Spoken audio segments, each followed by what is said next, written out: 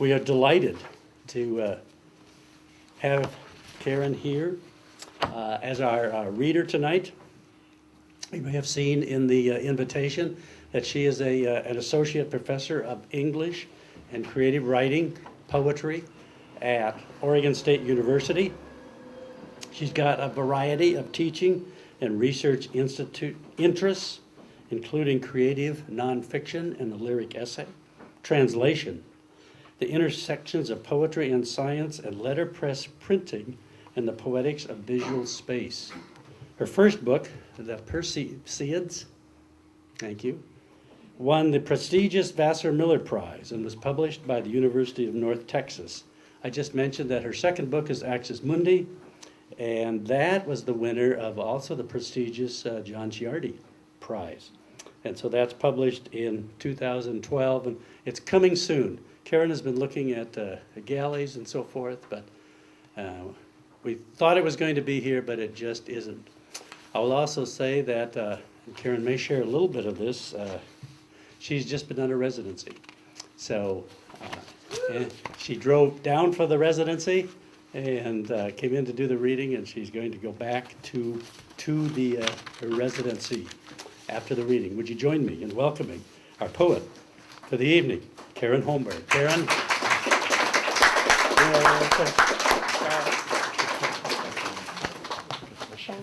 Thank you. My water bottle is not slot-sized, so I don't know what I'm going to do with it. You're inexperienced. Sure. I'm noticing all these familiar faces. There's a tradition of water bottle storage out here. Wow. I am so delighted to be here, and thanks to Tom and to the whole committee. Tom, I think of Tom as the deep cleansing breath in my life. I don't know if he has this effect on the rest of you, but just getting an email from him makes me feel calmer and better about everything. And now that my reading is over, I'm going to try and coerce him to send me a periodic email just so that I can feel it.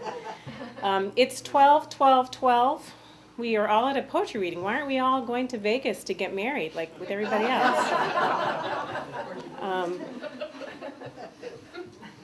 I MapQuested it, but I didn't think I could get it done before the reading, so I decided I would have to. But anyway. So to everybody on the advisory board and everybody who's here, I just want to express my appreciation. I am sad about my book not being here. A copy took off from probably the Kansas City airport and is probably in Colorado or something like that right now. Evidently, I am going to get to see a copy tomorrow and actually hold it. And I think for people who remember first and second books, you can understand what a special moment that is, and how I'm going to try not to cry when I hold that book. I've just come from Hypatia, a residency for women in Shelton, Washington. I'd like to thank Elsbeth Pope, although she's not here, but maybe someday she'll see this recording, who generously made that residency possible for me and opened up her collection of letterpress books that I've been at her house examining, gobbling up, pawing all over for the last week. And I am going back up for a few more days. I want to just put in a little disclaimer. I haven't been among my kind for a week.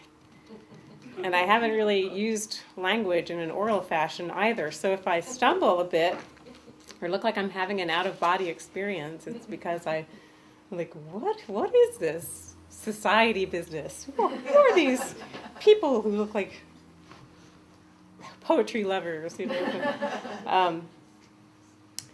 So I wanted to also say that I'm going to read for about 45 minutes, but if Tom, you'd give me a big Tom T.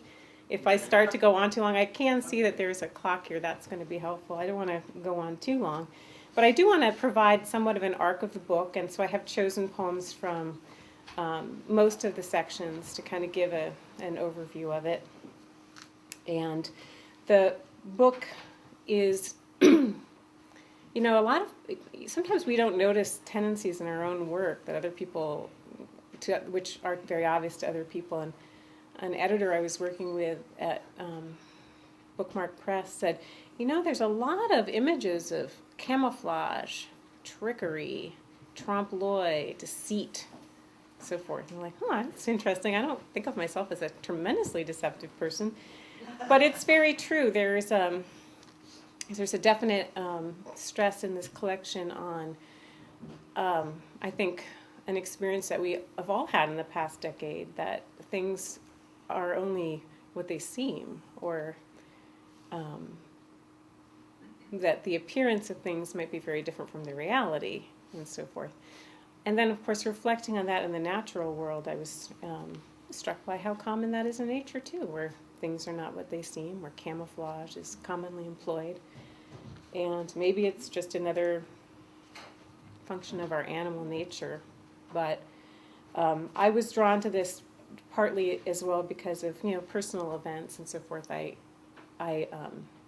responded to motherhood with a kind of strange collapse of identity, which I'm saying that on tape, and I hope my kids, when they get old enough, won't take it the wrong way. But it was a complete rebuilding and reassembling of my identity.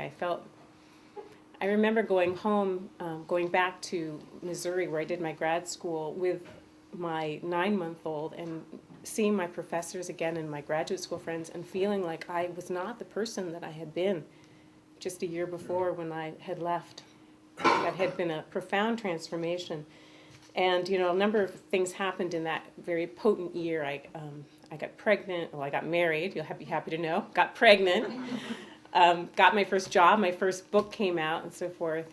And very wonderful things, but altogether were very much a refashioning. And then, it was a difficult time. It was right after 9/11. I was having personal difficulties. I was struggling with depression, marital issues, which may come up in some of these poems. And I wasn't writing. And that was probably the worst thing, is that I was not able to write. And I was simply too exhausted. I had a 1-year-old and was pregnant and working full time, and I never slept, and I didn't write anything for 3 years. And then when I started writing again, it was tremendous relief, of course, and also extremely precious for me. And I think that it was very clear that not writing was a slippery slope into insanity, that I needed to write, and that the most painful thing I could imagine was not knowing how to start. And so these poems really, there are 10 years between this book and my first book. 3 of those were of incapacitating difficulties and inability to write. So I began, though, writing again. I had a summer in which I was given my parents' garden shed to use. It's much smaller than my Hypatia cottage, but it was a very nice space to work in, and I started writing again, and it felt like a miracle. And the poems that, some of the poems in the beginning of this book are the poems that I first started to write when that silence ended. So I'm going to start with a poem that was based on a response to a photograph I saw after the 2004 Indian Ocean tsunami, which was so devastating and which just wiped away so many families. And the photograph was searing, and I just almost couldn't even resummon it. But I felt that I wanted to write this poem to preserve it, but also to reflect on the way that something as simple as maternity can connect a person to a larger human experience, and also make us feel how lucky we are, really, how very fortunate we are in our own lives, and how small our sufferings really are compared to those of others. So this is called Ward. When the east is gold leaf beaten so thin, the sky's pale violet shows through, I go to my garden to check the progress of its labors. The peony's fist has widened its fissure in earth. I stoop to assist, unkinking its wrist, unfolding the wad of maroon tissues, snipped with half-moons and triangles and blades. Partly in pity, in part for relief, the world gave me 2 daughters to distract me from my own death dread, that I might relax my hold on her, the way you give a baby the transparent nipple, the vinyl infant to mother. When the nurse handed me my first, I kissed the lip curled in a sob of dismay, already possessed. Then I rolled back the sleeve of her gown and saw fingers wizened from being too long in the bag of waters, unfurled the fist to find a shredded blister in her palm, slits in the whitened, drowned skin revealing tissues so thin they took their color from blood. The palm lines, a crimson M, as if gouged with a stick. How privileged I was in that maternity ward, able to believe the distance of her death, that I could keep for life what had entered the world through my body's gates, that it would never be my temple and cheek grinding the sand, my teeth bared in agony near the small hand, the palm still enfolding loosely the stripped twig, the skin of the fingers livid, abraded, taken to great age in a single day by the mother who gives to us, then wrenches away what we love in her vast wave.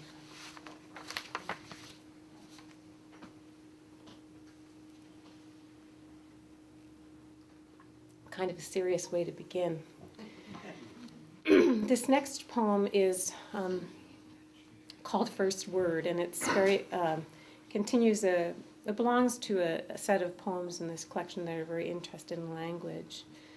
And this first section of the book is in many ways a bestiary. Well, there's kids. Kids are beasts. I guess they're beasts. Mine are beasts, sort of. But there are many animal poems in this section. And they're also about creation and beauty and the ways in which the creaturely world exhibits examples of both. And I think there are some images here that will also recur later, mayflies and other things such as that. I never do this, but I did a word cloud of my manuscript, poetry manuscript, to find out what words I kept using over and over again. Never do this. Moon. If I ever write another moon poem, I'm going to have to call it another moon poem. It's just ridiculous, right? So there are about 80 moons in this collection. I'm not going to apologize. I love the moon. First word. Gone rigid kneed, imperious. Her hips magnetically repel the car seat, leaping back each time I try to settle her and latch her down. Then I see she's pointing over my shoulder. Moon, she says urgently, then more reflective, moon, moon. The M and N taut as skin around the vowel's gravid solemnity. I turn in time to see the amber disk unlip a ridge whose pelt of trees gleams dully like a bar of charcoal. It simmers somehow, a granular brilliance plasma slick, like a cell just healed from the dividing. Rising behind a maple's ruddy crown, its flood of light restores to thinning, drought-exhausted leaves a greenish life. Now the street lamps flicker on and pour their interrogatory glare. The pointing finger briefly swivels to these spots that whirl with illusory snow of late-hatched river midges. Yet at 15 months she already knows the false moons from the true and turns again, reaching her upturned palm, fingers curling, as if to collect to herself all those lumens.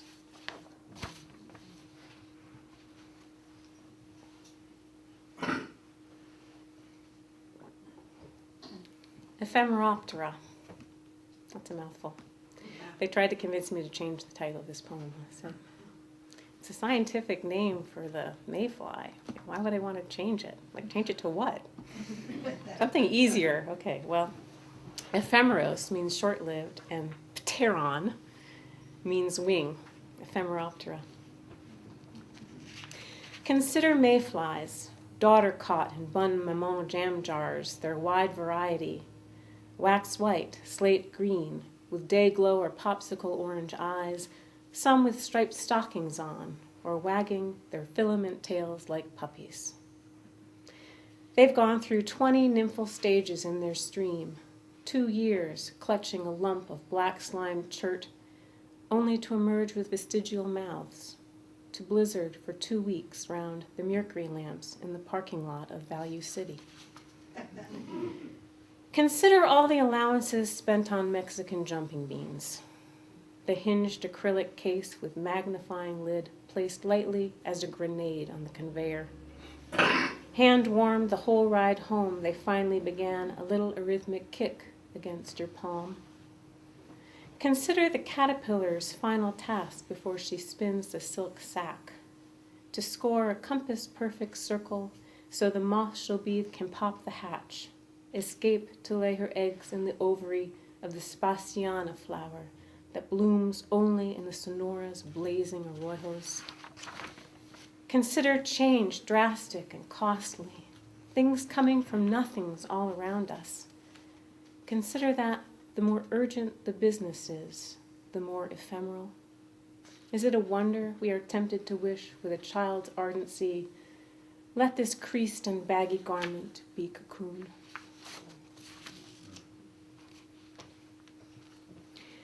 There's a grotesque subset of poems in my manuscript, so I thought I'd let you sample one. I won't inflict too many grotesqueries on you, but so I use the dreaded pathetic fallacy a lot.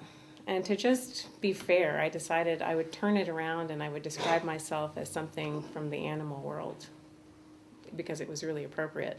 Or, well, actually, the animal, vegetable, mineral world, the world of other things. And you know, there's a as the Ephemeroptera poem suggests, there's a real interest in transformation as well in these poems. So, but this is about dislocating my thumb. Dislocation of the thumb. One of my vassals has finally slipped the shackles. Shoots like suckerwood off my wrist. Has wandered, the way the breast on a painted quattrocentro virgin can goiter her neck, or nestle against her shoulder for her cheek to brood. When the nurse unfastens the ice-packed diaper, my thumb becomes the erection, tingling, aching, nothing doing, on the baby boy I never had. Something unretractable, a snail-stuck eye. The nurse settles the gas mask's glutinous ring. I suck, and finally pull from its windpipe an hysterical shriek, the way they need me to, so the doc can soften the muscle's green plum. I laugh in the face of pain. It is telling me the only joke it knows, the one that never falls flat.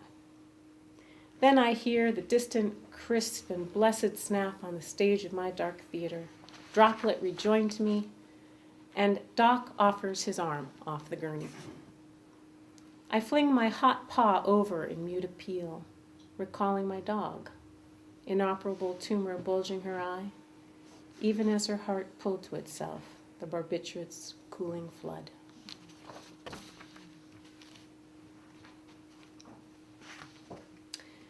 Child acrobat. Has anyone been to Santa Monica's pier, not the pier, the 3rd Street Promenade?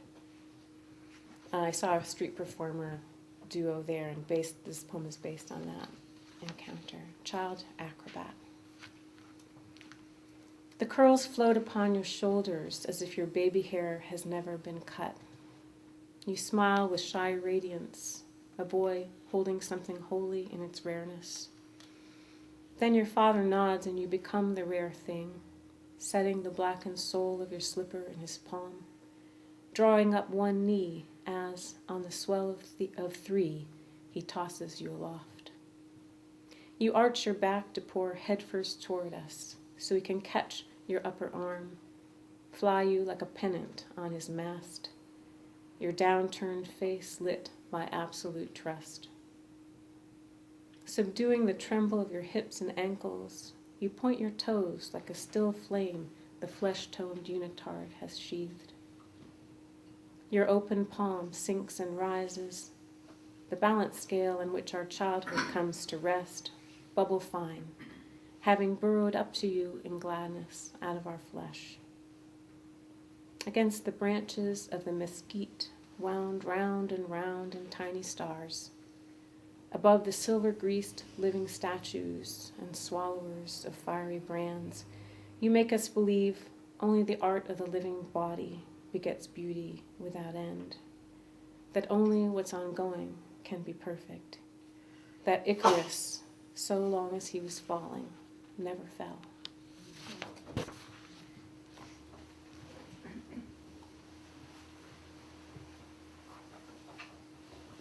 Now on to a native Oregonian acrobat, the slug.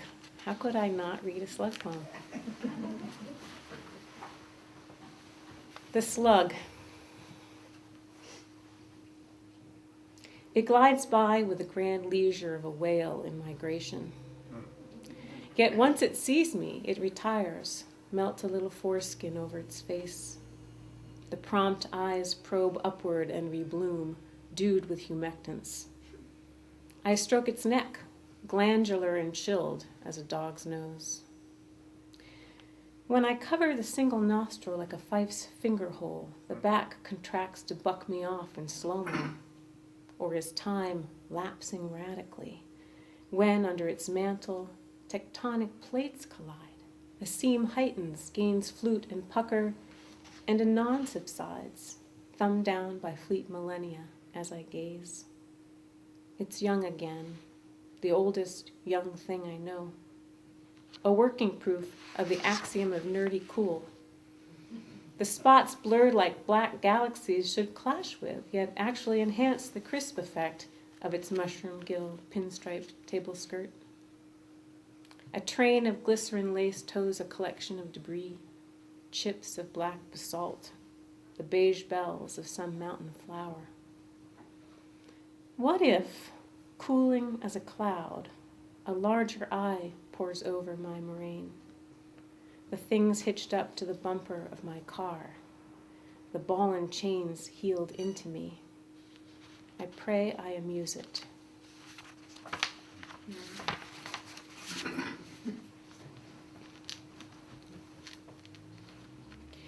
And yet another acrobat poem.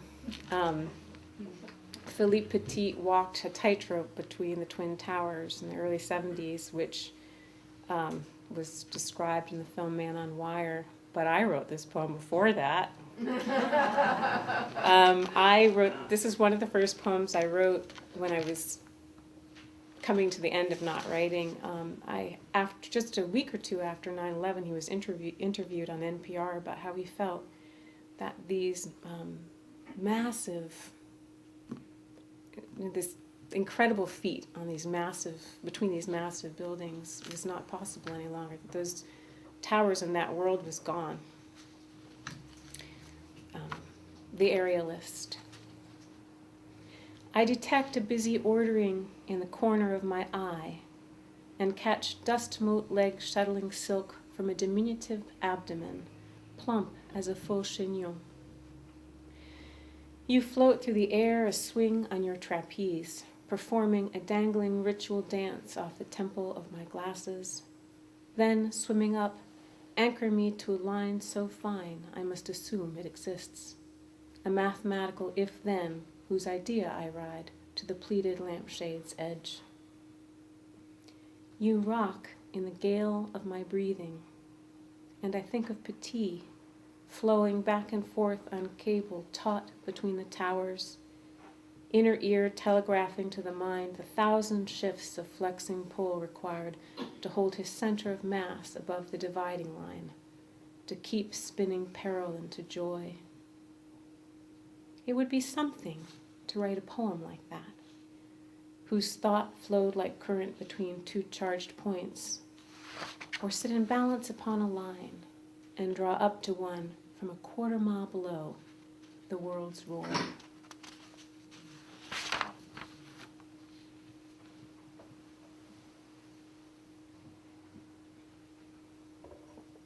We're moving into the second part of the book, the middle part. And the next two poems remember my grandfather. We were a very grounded family. My grandfather established an orchard in Connecticut, and we lived on the edge of that orchard as well, as did, most of our immediate family, great aunts and uncles and cousins and just regular uncles and grandparents and great-grandparents and so forth. And I didn't understand the extent to which he sort of held our world together until he passed away. It was not an easy job to keep us all living in the semblance of harmony with each other, I'm sure. And only a few people are really qualified to have that effect on a group, on a family group. So he was, in some ways, that his house, the farm, was the center of everything when I was growing up. This poem refers to a Rupert strop, which is a body of blown glass, which has very specific physical qualities. For instance, you can smash on it with a hammer all you like, and you can't break it.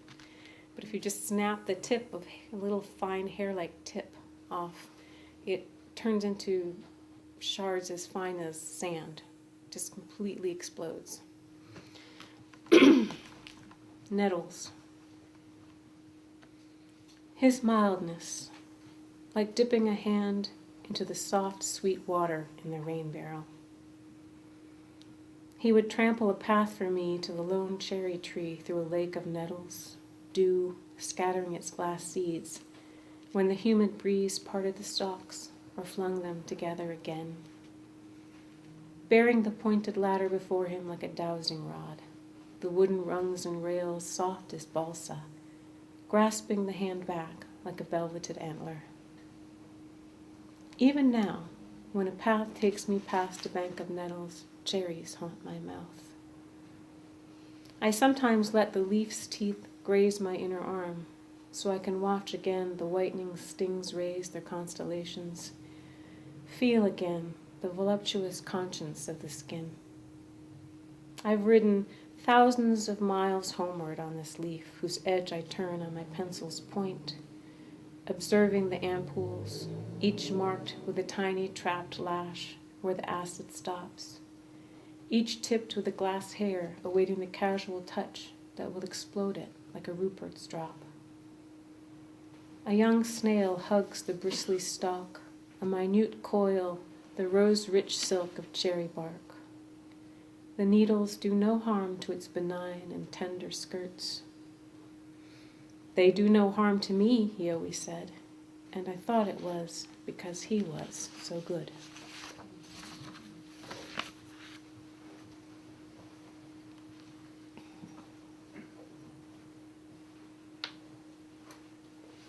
I wonder about the human tendency not to consider some things so risky to ask that you can't ever ask another person, and then they die and it's too late. A simple question like, what do you find beautiful? I guess because of the generation, or maybe it was because my grandfather was not a man of many words, and I'm obviously a person of many, many words. I never thought to ask him many things that I think I could have asked him, and it was a missed opportunity. So this is a poem called Axis Mundi, and it's set on the orchard that I mentioned. Axis Mundi. And even after death you come clearer to me as I walk a row of young trees espaliered to wire, the graft unions swollen near the ground, where the fist of Sion grapples with a fist of rootstock in growth's slow time. When I asked once if cutting down the old trees made you sad, you lifted your chin, closing your eyes a moment to dismiss my unproductive line of questioning. All orchards come to need rejuvenating. Young wood bears more heavily. Your voice is as real in my ear as the whippoorwill calling out the dusk. You still press upon the world, as if you are the storm holding off, the sky spread with a batter of cloud. I reach what is left of the old orchard, your first planting, Baldwins, russets, good keepers, heirlooms now, spared for the moment. each a bonsai so magnified I can stand within a gigantic, rugged grace. The boughs spread their tonnage low as benches, upholding your judgment 60 years back, when you chose 3 to train, then headed the leader off so its ghost would open a center to sunshine and air. Each bough tapers to a cocked limb, an atlas elbow bearing up a world. They bear up a world. I lean my forehead against a branch, its skin finely crinkled and lichen-frilled. At my ear, a leaf taps and lightly rasps another with its toothed edge. Scar radiates like the iris of an eye round each minor wound, a water chute clipped off, drill of the apple tree borer. You who love the look of my child's face, who called it once most beautiful thing in the world drawn out to a caress hoarse and rich as the tumble of gravel. I could have told you all my metaphors anchor here, have drunk from wounds that trickled sap, clear, viscous as mouthwater, have breathed scorched sugar as jointed limbs smoldered on the pile, have touched, when May awoke the trees again, a fragrant snow, tender and mobile. What burns in my throat when I see in these old trees your reticence, your forbearance? Not grief, but the compound of dread and pity, fear and joy, acrid as the white lead you once painted on their wounds. I turn and I turn again. Out the corner of my eye I keep seeing a human figure, but it's a tree split by a hurricane or the weight of its own fruit, cut back to the dense stringed trunk. It's not you, yet it's all we have left. Your gradual vanishment, your death going on.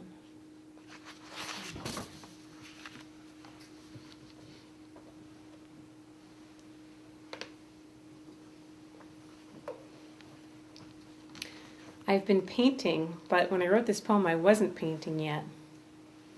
But I guess I was trying to think how I would paint if I painted. And it's about my mother, and I realized that my mother took up painting when she was about my age. She seemed incredibly middle-aged to me.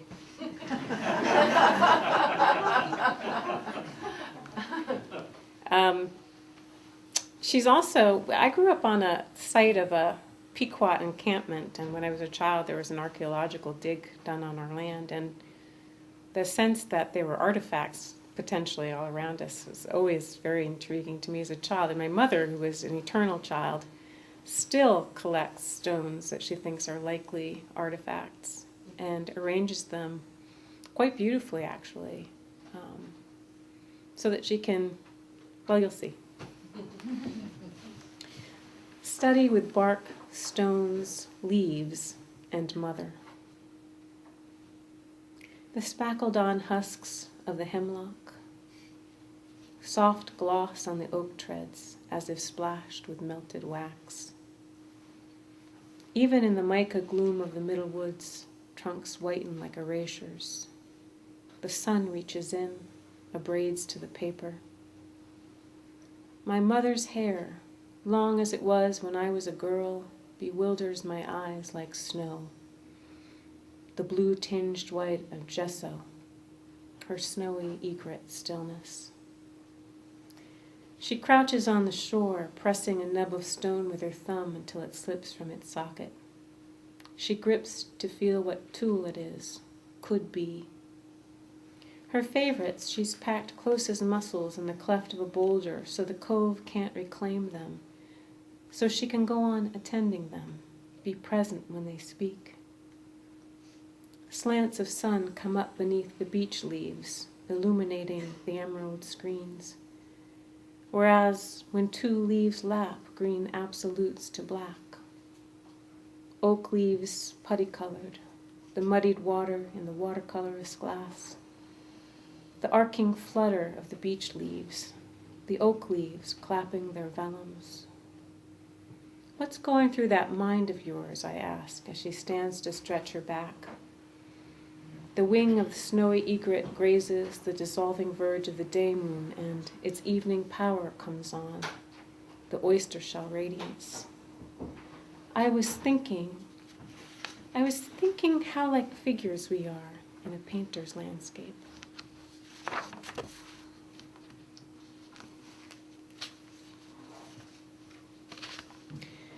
This is a poem set in Sweden, and I went to Sweden. I can't believe I did this. I left my 1-year-old for 10 days and went to Sweden to find my great-grandfather's house. And on a walk, I encountered this scene, and this was 2002, when planes were still innocent. Or actually, no. This was 2000. This was before 9/11, when planes were still innocent. The model plane, Uppsala, Sweden. I climb past farms, once inns named Distress and Suffering.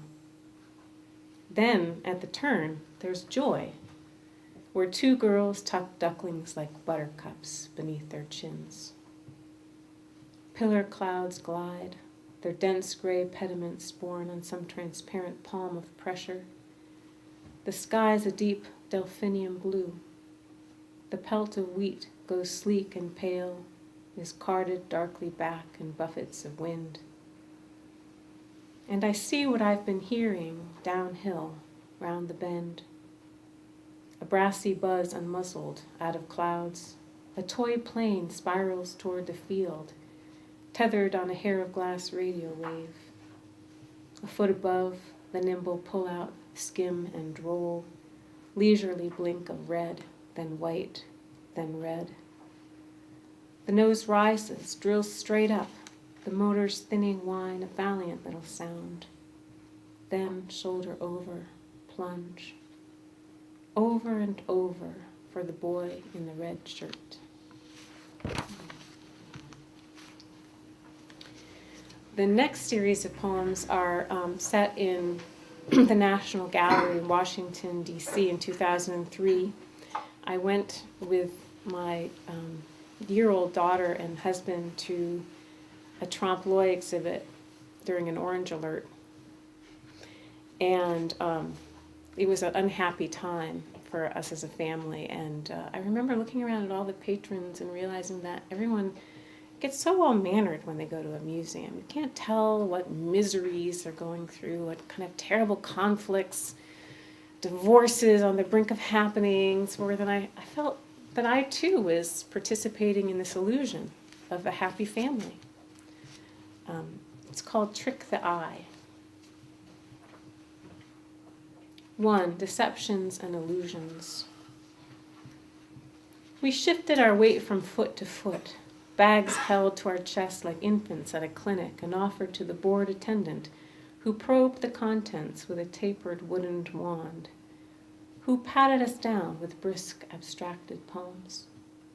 Then my husband and I trundled the props of happy family life, sippy cup, stroller, toddler, through the metal detecting arch, and the green light blinked us aboard the exhibit, where high-windowed arcades, sword-pierced with sun rays, telescoped from zinc-white galleries, where parquetry, glazy as honey, lured the eye through Gothic arches hung with gilt-caged finches. We turned corners where no corners were, to follow a line of veiny urns cascading ivy. Drawn by the arm of potted palms embracing a reflecting pool dappled with silver bullion, we came upon an emblem of unearthly peace. From a marble terrace floating like a stage, we viewed the peacock tray of sea, a scimitar of golden sand, and half lost to us in the violet fume of distance, a dove-gray ass harnessed to a plow no larger than a thorn, turning a furrow at the foot of the volcano. 2. Temptation for the hand. My daughter froze before a silver Persian bunkered to outlast the siege of her gaze, behind the slats of a crate knot-holed like a slice of Emmentaler. Alarmed, green marble-eyed, the cat displayed wet needles, a bristled griffin's tongue cupped to hiss, so her hovering finger withdrew from the pelt's allure. Though the hand touched a flat surface, the eye, still seduced, saw relief. My husband, urged by an oddly solicitous guard to thumb to page so-and-so of the catalog and blow his mind on the bomb.com of surrealism, jerked fingers back from the book jacket decoupaged on plywood, shocked, then placed his palm down firmly, finger pads mapping out the force field that banned him from that volume.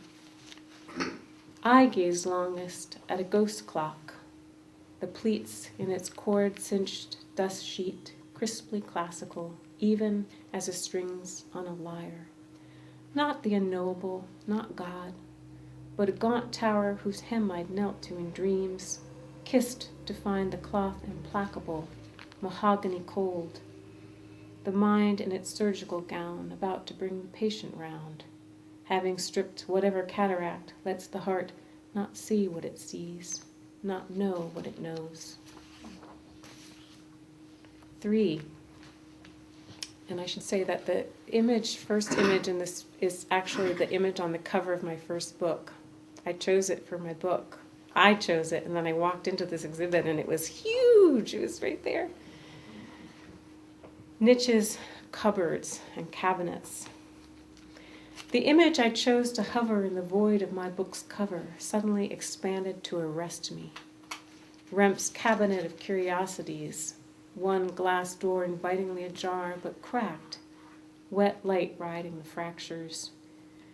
Near to hand, intaglios and cameos, veinous coral taut with blood, a meteorite's cratered ore, a crystal globe's moony glow, a convex mirror in whose curve there seemed to lurk an iris, contemplative yet alien, no pupil, and so sealed from us and sterile and inhuman, our speculations nesting nicely, then off on a wing, must be why modern sculptors gouge them in, why the pressed sugar arcs of Grecian lids repel us, though they're beautiful.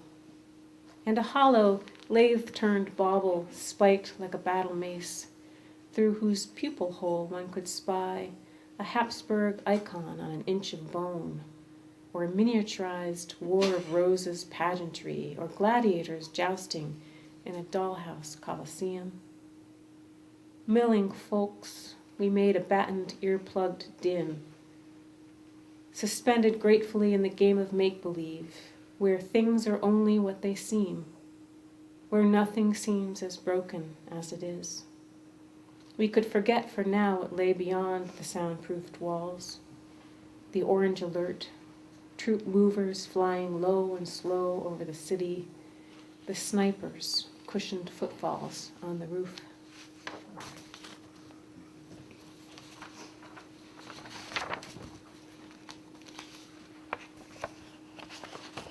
The next poem is in the final section, so that was the middle section, and this one has to do very strongly with camouflage, and I so wish my book was here because I had this beautiful evolving friendship with an email friendship with a collagist named John Digby, and he provided a collage for the cover of my book and also the section breaks, and these collages are absolutely enchanting. You fall into them. They're animals with backdrops of natural and sometimes even urban or village scenes.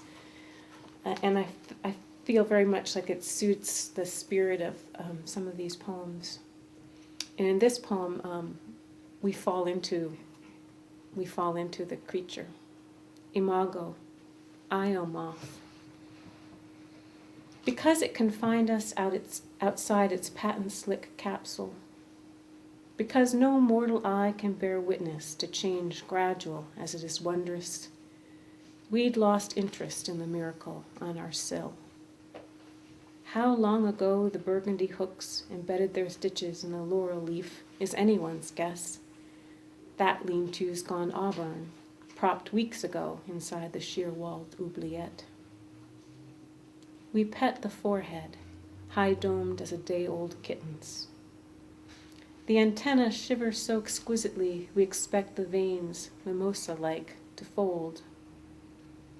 Nudging our finger along the edge of the wing tautens the abdomen to the leaf, tightens the tongue's coil to a tiny coin in the plush breast.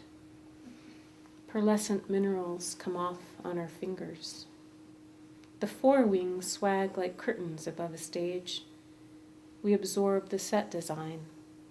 Out a hollow like the mouth on a mask of tragedy, an owl gazes, pupils banded in bullion gold. And in the absolute black of each telescope field, the coarse cheek of an old, flawed pearl, the dwindling memento of our world. Our hair stirs in the silent draft of wings. As if it is Cleo, muse of history, launching from the throat of the noble oak, never to return, never to tell us how she fit all those tapestries and ancient maps in such a small scroll.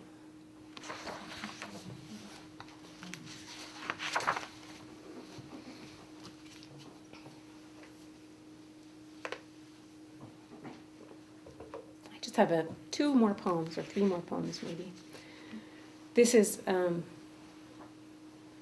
realize that my muse is male and he's about 82, and he's a gardener.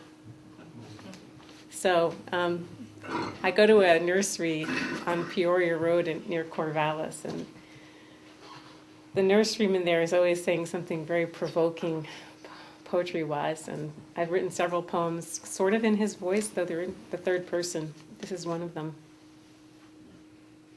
And it's called Exchange of Azalea and Quail, and in this book I feel like things are always exchanging or changing places. Exchange of Azalea and Quail. Something special you're wanting? I'd a vision of a white azalea, a crown to hover like a spreading oaks above the mound I'd made, around which curved a bark path's rustic valley. Aye, true dwarf, though that don't keep the bob-white quail set in her clutch beneath it. Size and heat of shooter marbles left in the sun. Don't never see the mother go, but she's always off the nest when he comes down the road. Now, yesterday he felt nothing but a bit of shell, so he stepped full weight on the shovel, leaned back to rock the root ball free, when up boiled the shrub like a pan of milk. The chicks a clump he could have picked up all at once. Ball of cockleburs they was. Minute he got a finger on, they burst apart, tunneled like voles in the tall grass. Said the nurseryman, the boyish shock of tawny silver bangs falling across one candid eye as he set my azalea in the trunk.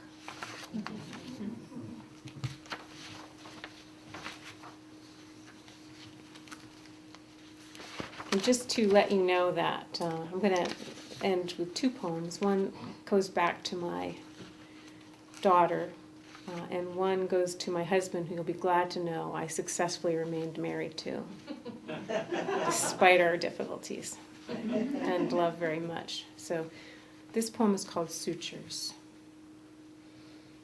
The woman on the other side of emergency's curtain groaned, my babies, as a muffled voice imparted the bad news.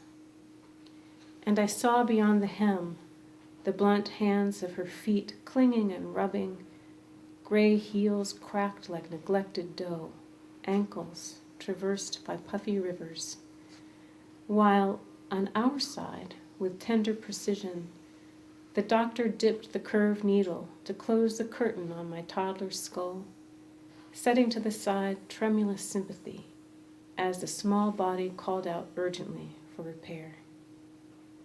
My love could not help it.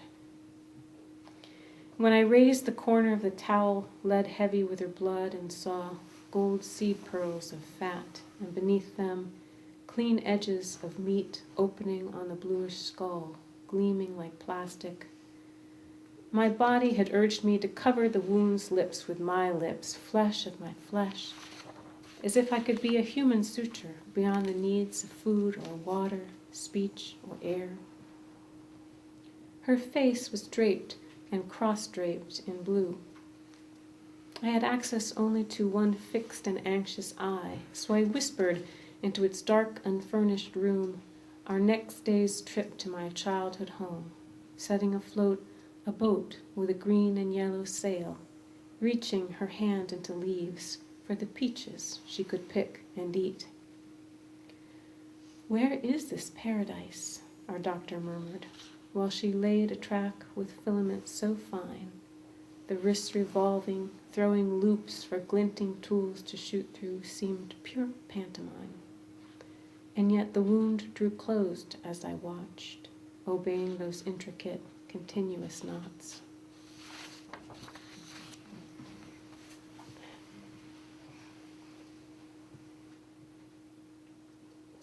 And this last poem is called The Birthday, poem of healing and family happiness.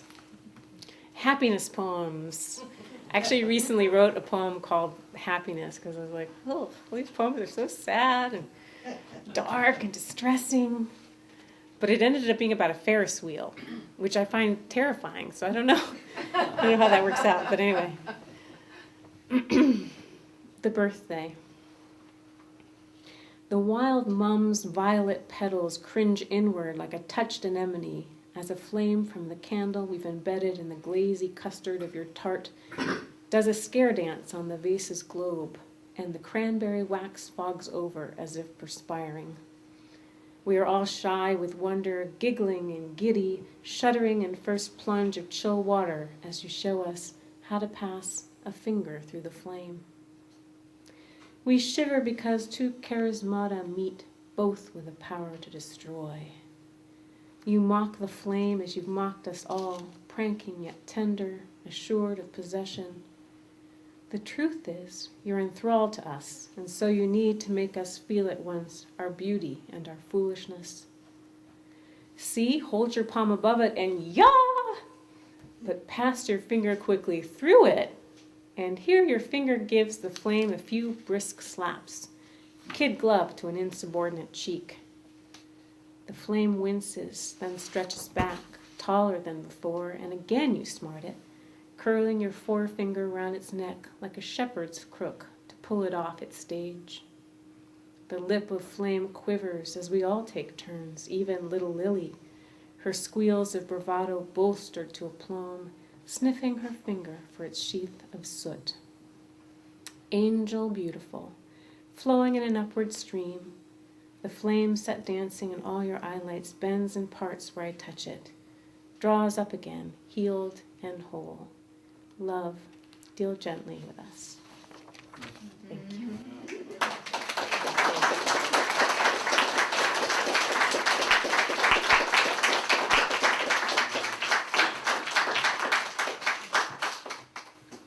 What happens now, Tom? Well, we have time for a few questions and answers. Answers too? Can we just have the questions and think about them? Yeah. Often answers involved. So I like to ask my class members if they know. Is that okay? No, just kidding. So when do you write? How do you write? What's your practice? I write in the morning. So I like to have one half of a cup of coffee and be writing already without breakfast.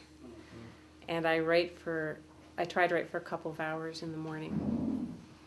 Usually I get so hungry after a while that I start to hallucinate, and I realize that my poem is turning very surreal and I better have breakfast. How old were you when you started writing? Do you really want to know? I do. How far back should I go? I don't know. I've been many people, so it's hard to answer that question. But I guess my first... Were you a child? Yeah, I was a child. I wrote, I had a very literate aunt by marriage. She was my great uncle's wife who didn't have any children, and she passed away, and he let us come to his house in Providence, Rhode Island, where he had been a dentist and so forth, and he gave me all of her poetry books.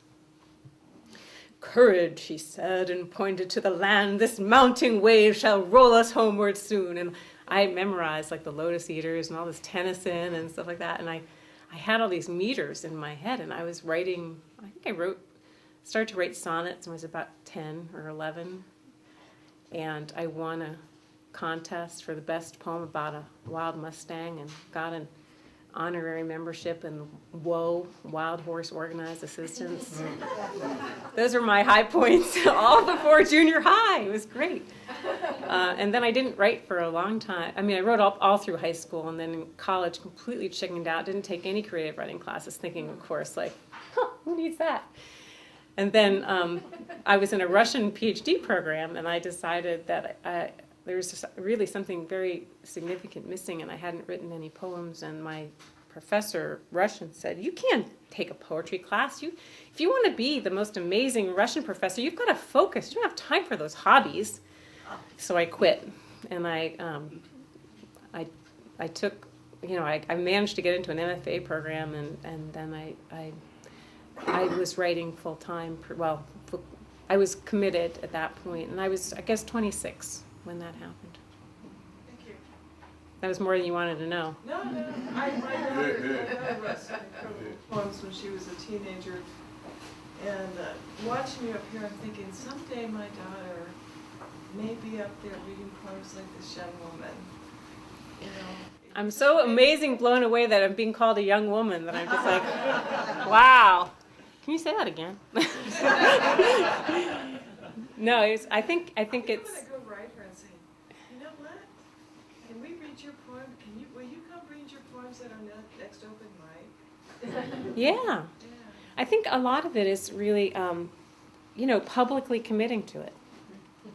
And so I think reading aloud in public is a very good idea. Thank you. Yes. Did you find that ancestral farm in Sweden? And if you did, I did. What did it mean to you? I found it. The family lore was that my great-grandfather was an estate gardener at a large estate. And the reality was that he was in danger of becoming a farm laborer and emigrated. I'm not sure what happened to him, though. I mean, there's a couple of years where I think he might have been apprenticed as a landscape gardener near Stockholm. But I haven't been able to prove that. But I went back to Sweden and found the manor. It's in West Scotland, part of on the East Scotland, on the eastern side of Sweden, below Stockholm. And I found the house that my grandfather's father, my great-grandfather, was born. He wasn't born in the house because he was born in the quarters for the crofters. He was a crofter. He was a tenant farmer, essentially. In Sweden, you would owe a certain number of days a year of labor to the manor owner, the person who owned the estate, and you could have a small patch of land, usually very undesirable land, like a sharecropper, really.